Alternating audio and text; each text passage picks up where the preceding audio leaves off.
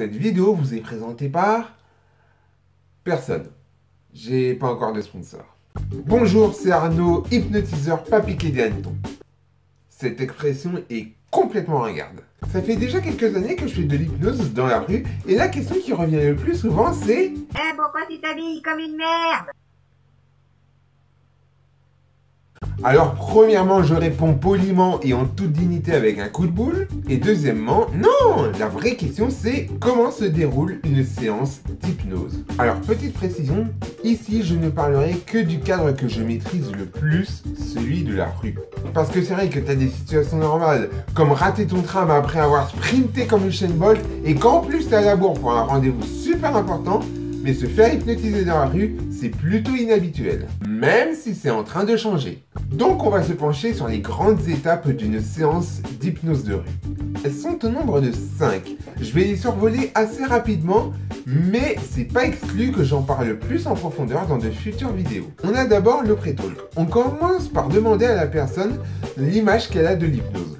On peut la rassurer sur certains points si besoin, et on peut aussi observer ses attentes par rapport à la séance qu'on va lui faire.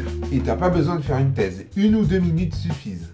Même un ange d'énergie boost pourrait le faire. Bon, le volontaire va faire une syncope s'il est à cheval sur la langue française, mais il pourrait le faire. Ensuite, on passe au test de réceptivité. Ouais, mais test, ça fait un petit peu cobaye expérience. Donc, on va préférer le terme de jeu d'imagination.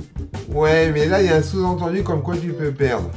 Donc, on va appeler ça des petits trucs tout simples qui sont pas de l'hypnose, mais qui en sont quand même un petit peu, et que en plus, je vais pouvoir te calibrer et te rassurer encore plus si le pré-talk ne l'avait pas déjà fait avant. Ouais, non. Test de réceptivité, c'est plutôt pas mal.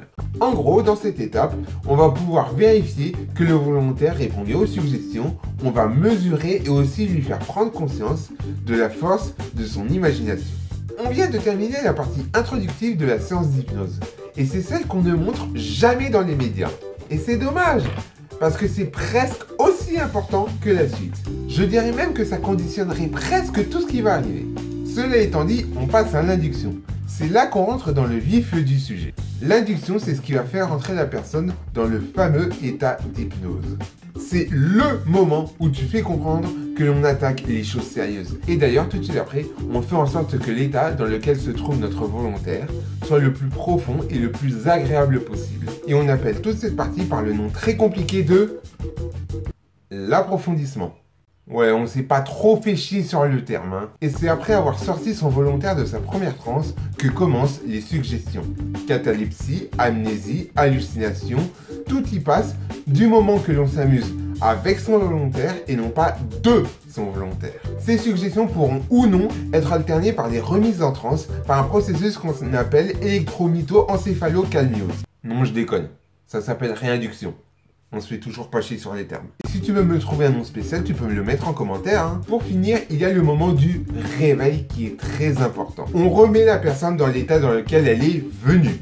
Si on peut améliorer cet état, on ne s'en prive pas. C'est une étape qui est souvent bâclée avec un 1, 2, 3 réveille-toi, alors qu'il faut y passer tout le temps nécessaire pour que le volontaire retrouve un état correct. Bah oui, ça vous plairait de donner votre voiture à repeindre en bleu à votre carrossier et qu'effectivement vous la récupériez en bleu mais avec les pneus crevés à l'arrière et les essieux HS? Non, bah l'hypnose c'est pareil, on s'assure que les personnes retrouvent leur pleine possession de leurs moyens. Voilà, maintenant vous savez comment se passe une séance d'hypnose dans la rue. Avant de vous quitter, je voudrais juste vous dire que c'est bien quand on parle de l'hypnose, mais c'est encore mieux quand on en fait. Et comme ça fait très longtemps que je n'ai pas sorti de vidéo de séance d'hypnose, je vous fais une promesse, la prochaine vidéo qui sortira sur cette chaîne, ça sera une vidéo d'une séance. Je m'y engage. En tout cas, si tu ne veux pas rater cette prochaine vidéo, tu peux t'abonner à la chaîne en cliquant juste ici, ou sinon tu peux regarder les 2 dernières vidéos. Dans celle-ci, je te définis l'hypnose, et dans celle-ci, je te dis quels sont les mythes sur l'hypnose, et j'essaie de les démonter. Et je vous dis à la prochaine, ciao!